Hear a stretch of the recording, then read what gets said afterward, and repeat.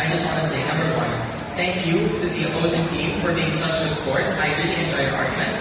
And of course, thank you to my own team for being there to support me in this argument. Thank you to the adjudicators, which you guys did great in your debate counts. That's absolutely why you're here. And also to the tournament organizers. Thank you so much.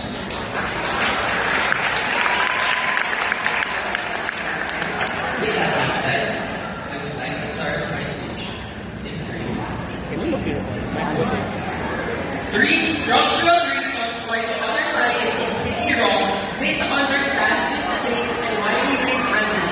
Adjudicators, please listen to me now. Reason number one, we win because we fundamentally understand what this debate is about. We win this debate because we provide a tangible model for what already there looks like. My friends, we've been doing nothing but fighting about whether Manila is good or bad, harms or non-harms. My friends, if you say that Manila is not there because of A, X, Y, and Z, I can say that Los Angeles is not there because they have poverty in Skid Row. Because if that Rio de Janeiro is not there because they have inequality in the favelas. My friends, cities that are already there have the same problems that Manila has. Why is this exclusive to us? Already there, simply defined by our side, is simply the state of the essential. Economically, diplomatically, logistically, culturally, socially, everything. As proven by my previous speakers, we are already there. If they do not consider any country already there because of some imaginary harms that our city has, that Manila has, then no city is already there, and you might as well throw out the debate because it's pointless to debate about the notion.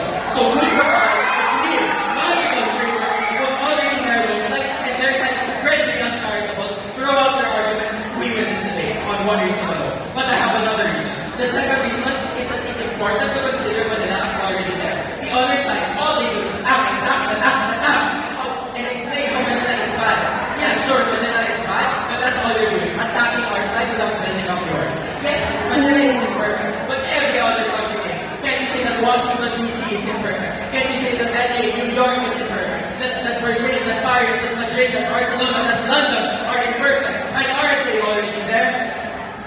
My final reason, and why we have in this debate, is because we prove tangible benefits to our side, apart from attacking theirs and apart from supporting ours. Okay?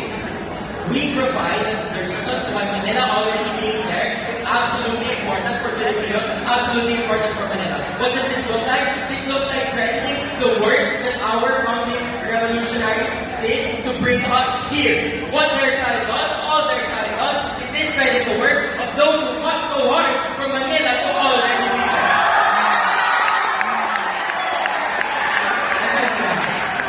You cannot understand a word of what I or my other speakers just said. We win this debate with three simple reasons. We have very clear and logical framing of what there looks like and how Manila is there. Their argument of there is incredibly logically inconsistent and uncharitable in the spirit of the debate. Number two, all the other side does is attack Manila without giving their model of what already there looks like. It's simply not productive and inflammatory.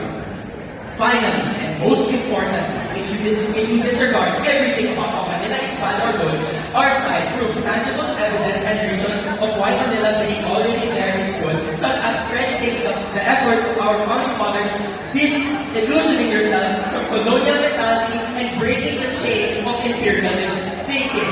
Like the revolutionaries of our founding age once did, I implore you to tear your cedulas and liberate Manila from colonial thinking.